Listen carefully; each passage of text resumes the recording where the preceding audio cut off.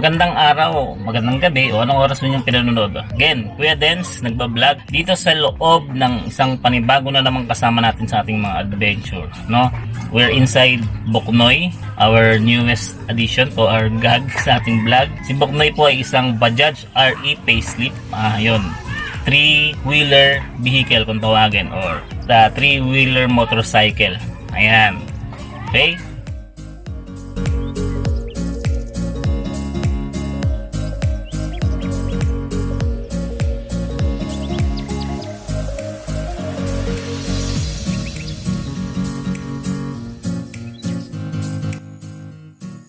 Technical specification daw ni Bajaj, 200cc ang kanyang makina, 3-wheeled of course, air-cooled ang kanyang makina, gas, fuel, unleaded ang nakalagay dun sa sa tawag ito sa manual. And then ilan ang capacity nito?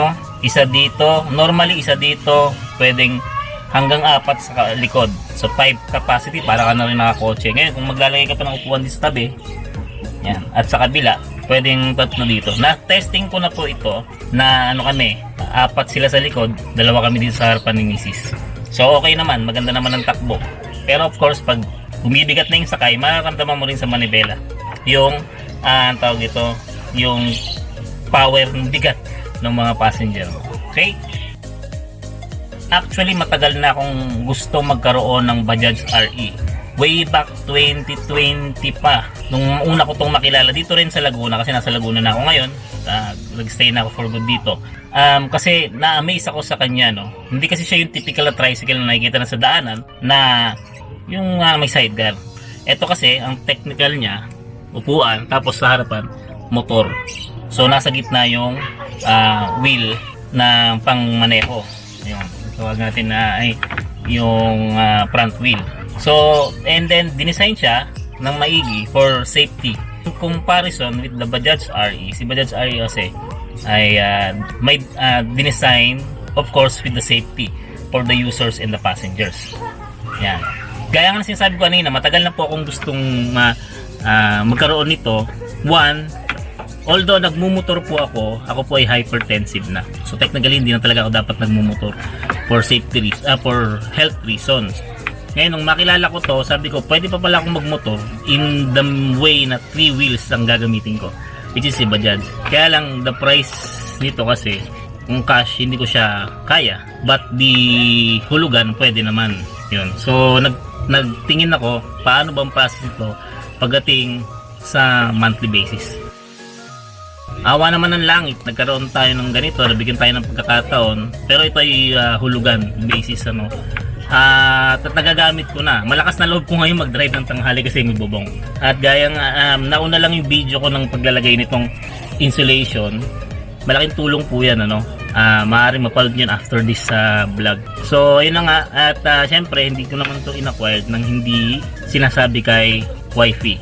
So, si wifey rin na-amaze din siya dito sa 3 wheels na to. Until such time, na-experience na rin niya. Ayun, so kami, may usapan na kami, magkakaroon kami ng mga adventures kasama to, si Bajaj RE. Ayan, yung pinaka-reason ko lang talaga, kaya gusto kong ito na yung ginagamit kasi may bubong. Hindi ka maulanan, hindi ka maiinitan. So, katulad kong may health problem na, hindi siya problema. Ayan. So, kung gusto niyo ng review videos, mabibigyan ko kayo pero hindi pa ngayon kasi i-review ko siya pag bakante na akong oras ko kasi ngayon medyo masikip pa yung aking schedule. And then ano ba yung mga experience ko, yan, ano yung adjustment ko from motorcycle single na nagda-drive na ng ganito, although nagda-drive na ako ng kotse, wala nang problema actually. And then ano yung mga dapat nyong tandaan pagka may ganito kayong budget. Sa lahat mga enthusiast ng budgets na nakausap ko dun sa page na kinabibilang ko, thank you very much sa bibigay ng sa akin. And may mga tao na tumutulong din sa akin kung how to acquire this unit. So yun lang, pinakikilala ko lang sa inyo. Actually gusto ko sana kulay blue, si Mrs. naman gusto white, kaya lang green yung available na talagang yun yung kaya natin, capable tayong magkaroon. Mula ngayon magkakaroon tayo ng mga adventures kasama si Boknoy. Boknoy po ang pinangalan ni Mrs. dito kay Bajaj RE. Kasi nga sabi ko tawag dito Bokyo ng iba, sabi niya hindi Boknoy pangalan. Ayan, so karoon tayo ng adventures, punta tayo sa mga lugar dito sa Laguna gamit ito. Okay, may mga naka-schedule na kami, pasyalan, ganoon. Maaring may mga vlogs na kayo na napapanood na ginamit namin ito. Yung mga videos na ako na ilalagay na ginamit namin to. Basic features lang ni Bajaj. This is model, bagong model 3. So ituturo ko kayo sa harapan ko lang. Tanggalin lang natin tong ating bolis. Kasi po nagkabit ako kanina ng ito. Yung bagong rubber grip. So technically hindi naman naiba masyado ang harapan ni Bajaj. Andito pa rin yung speedometer, yung odometer. Nung nasa 2,000 pa lang. Actually pinasa sa akin to nasa 2,000, so hindi pa bugbog. Tapos ito po yung gas gauge, yung mga ilaw kung nakasindi, neutral, battery, oil, ano ba yung tawag doon? Siguro yung hindi ko pa na-research kung ano yan. Yung lumang Bajaj po na model 2016 yata, wala ito.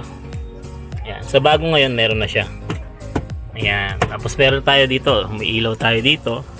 And then parang cabinet sa taas. Ito meron din yung mga lumang ayun nga. Nga nang sabi ko, madilim pala. Diyan sa cabinet na nakalagay yung papeles ng Bajaj. At meron din ako dito kasi meron tayong cabinet. Hindi ko pala dala yung susi. May cabinet tayo dito. Tapos dito meron na tayong radyo. Ito yung gusto ko sa bagong model, may radyo na. So minsan pag nagra-ride ako or sinusundo ko si Miss gamit ko or pupunta ako sa isang lugar, naka-sound trip ako. Yan. Tapos kung makikita nyo sa likod, may karton at basahan. Maluwag din. Same pa rin naman. Bakit ako naglagay ng karton at basahan? Kasi may natutulog na pusa rin sa pinaparkingan ko. Huwag kayong mag-alala. Itong pinaparkingan ko ay malapit lang sa amin. At talagang dito nakapark yung mga sasakyan. Medyo dumidilim na pala. So yun lang. Magkakaroon tayo ng ibang episode na i-review ko tong Bajaj nang hindi naman ganun ka-technical. So kung ano lang yung alam ko pagdating sa sasakyan at yung mga experience ko, yan. And then sabi ko nga, magkakaroon din tayo ng ibang vlog. Pag-uusapan natin ano na ba yung status ni Bajaj sa Pilipinas at magagamit ba natin sa Malayan. So yun lang short video lang. Pinakilala ko lang sa inyo si Boknoy, makakasama sa adventure. You know the drill.